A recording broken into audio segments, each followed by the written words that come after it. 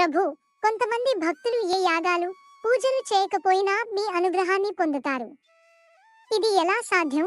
నంది: ఇందులో రహస్యం ఏమీ లేదు.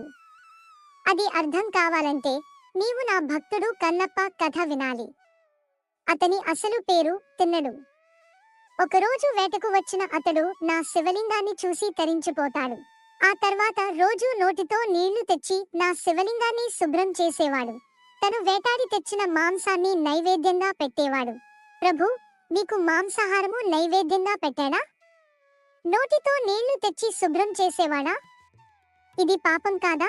నంది: ఇలాగే నా ఇంకొక భక్తుడు అయినటువంటి అక్కడి పూజారి కూడా అపచారం అనుకుని తన తలను నా శివలింగానికి కొట్టుకోబోయాడు.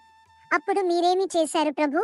అప్పుడు నేను ప్రత్యక్షమే జరగబోయేది చూడమని ఆ పూజారికి చెప్పాను. ఆ తర్వాత కన్నప్ప వచ్చి నైవేద్యాన్ని నా వద్ద పెట్టాడు. అప్పుడే నా కళ్ళలో నుంచి రక్తం కారడం చూశాడు. వెంటనే ఔషధం మొక్క ఆకులు తెచ్చి కంటికి కట్టు కట్టాడు. అప్పుడు నా రెండో కంటి నుండి రక్తం కారడం ప్రారంభమయ్యింది. అది చూడలేక కన్నుకు కందే మందు అనుకుని తన బాణంతో ఒక కన్నుని తీసి నా రెండవ కంటికి అమర్చాడు. తర్వాత నా మొదటి కంటి నుండి రక్తం కారడం ప్రారంభమయ్యింది. ప్రభు, తన కంటిని తీసి మీకు అమర్చాడా? ఎంత గొప్ప భక్తుడు! తర్వాత ఏమైంది ప్రభు?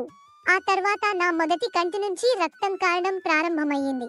అతను తన కాలితో నా రక్తాన్ని ఆపి తన ఇంకొక కన్నును తీసి నాకు అమర్చబోయాడు. తన భక్తిని చూసి నేను తనకి భక్త కన్నప్పగా పిలవబడతావు అని ఆశీర్వదించాను. ప్రభు, దీన్ని బట్టి భక్తితో మిమ్మల్ని కొలిస్తే చాలు మీ అనుగ్రహం పొందవచ్చని తెలుసుకున్నాను. ధన్యవాదాలు ప్రభు. సబ్స్క్రైబ్ చేయొచ్చు కదా.